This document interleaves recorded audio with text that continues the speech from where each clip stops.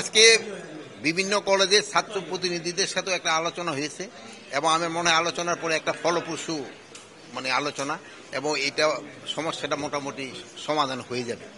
যেহেতু ছাত্ররা তো আমাদেরই ভাই, আমাদেরই ছেলে, আমাদেরই মেয়ে, আমাদেরই বোন, এখন প্রত্যেক আপনি খুব একটা কঠোর হওয়া সম্ভব না।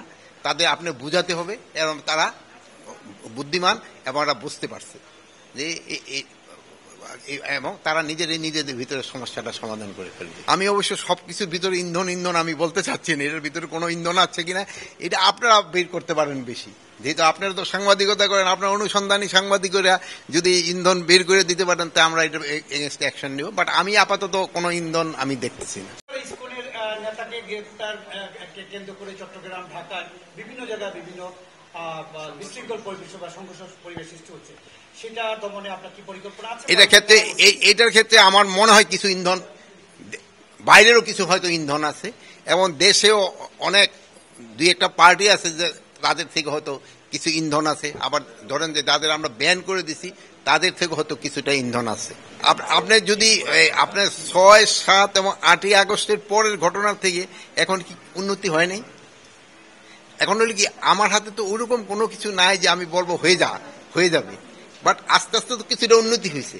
হ্যাঁ, আমি বলবো আরো উন্নতি হওয়ার অবকাশ আছে এবং আরো উন্নতি হবে। আমি সবাই সাহায্য এবং সহযোগিতা, আপনাদের সাহায্য সহযোগিতায় এটা আরো উন্নতি হবে। আমাদের সম্পূর্ণ অস্ত্র উদ্ধার এখনো হয় নাই, এই জন্য অস্ত্র উদ্ধার অভিযান কিন্তু আমরা বন্ধ করি নাই, যেহেতু আমাদের আমি একটা এখন অস্ত্রগুলি বাইরে থাকলে তো কিছুটা থ্রেট থাকবেই। এখন অনেক ভুয়া মামলা হয়েছে, এই ভুয়া মামলার জন্য যেন এই ভুয়া মামলায় হয়ে যেন কেউ নিরপরাধ যেন কোনো রকম হয়রানি না হয়, এই ব্যবস্থা আমরা নিচ্ছি। এই জন্য আমরা গত আইন শৃঙ্খলা কমিটির একটা আলোচনা হয়েছে, আমাদের ডিসি সাহেব, এসপি সাহেব এবং এই লিগেল এইড একজন অফিসার এরকম মিললে আমরা একটা কমিটি করে দিব। তারা এটা দেখবে কোনটা মামলাটা তাদের কাছে গ্রহণযোগ্য এবং কোনটা গ্রহণযোগ্য না এবং কোন জায়গায় তারা ভুয়া লোকগুলি দিচ্ছে। এটা এই ভুয়া মামলা দিয়ে কিন্তু আপনারাও বলবেন যে যারা এই ভুয়া মামলা দিচ্ছে তাদেরও আপনারা একটু ধরাই দেন। আমরা এইটাও বলছি যারা ভুয়া মামলা করতেছে তাদেরও কিন্তু আমরা আইনের আওতায় আনবো এবং যে ভুয়া মামলা হচ্ছে এবং এই ভুয়া মামলা দিয়ে তারা কিন্তু টাকা পয়সা রোজগার করতেছে।